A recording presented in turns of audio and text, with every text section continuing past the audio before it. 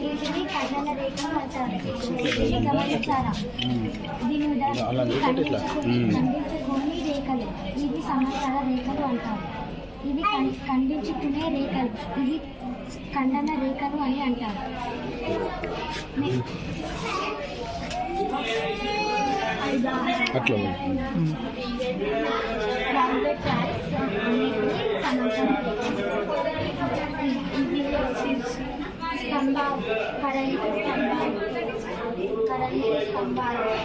ఈ కనిపించే పలకలు సమాంతర రేఖలు. ఈ రోడ్డు అది కూడా ఇరువైపులా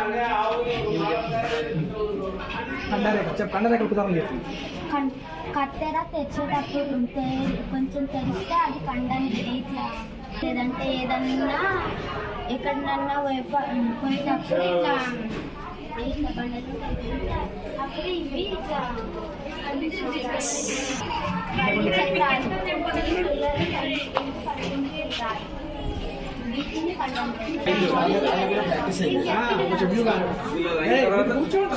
పంపిస్తాం.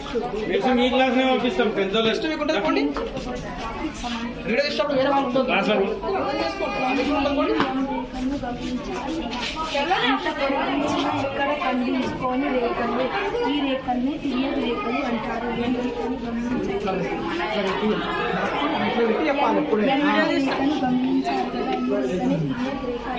ఈ ఎన్నని రేఖ ఖండించుకుంటుంది. ఎన్నని రేఖను ఖండించాలి.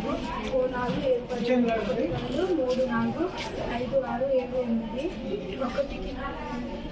ఒకటికి క్లాస్ 2 అదే స్థానంలో 3 అదే స్థానంలో 7, 4 అదే స్థానంలో 8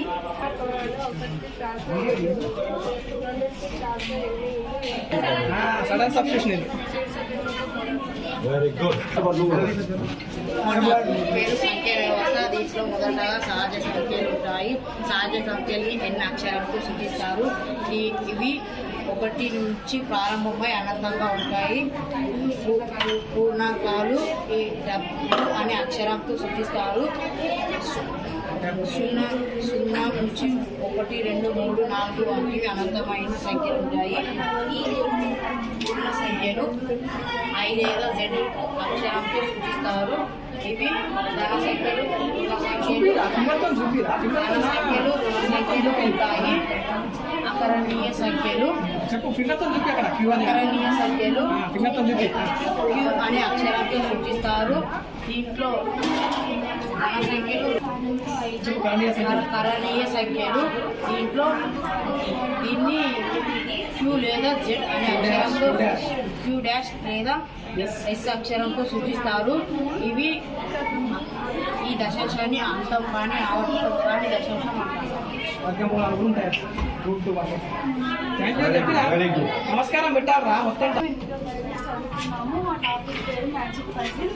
నేను ఇప్పుడు మీరు మనసులో అనుకోబోతున్న నెంబర్ని చెప్తాను, చెప్పగలుగుతాను. ఒక నెంబర్ అనుకోమని సార్ ఒక నెంబర్ అనుకోండి.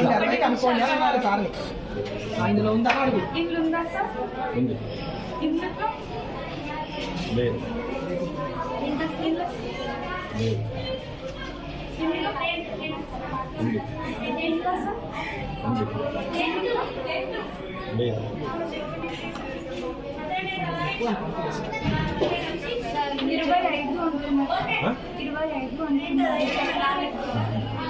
రైట్. Very good madam. జర మీరు కూడా జాయిన్ అవ్వండి.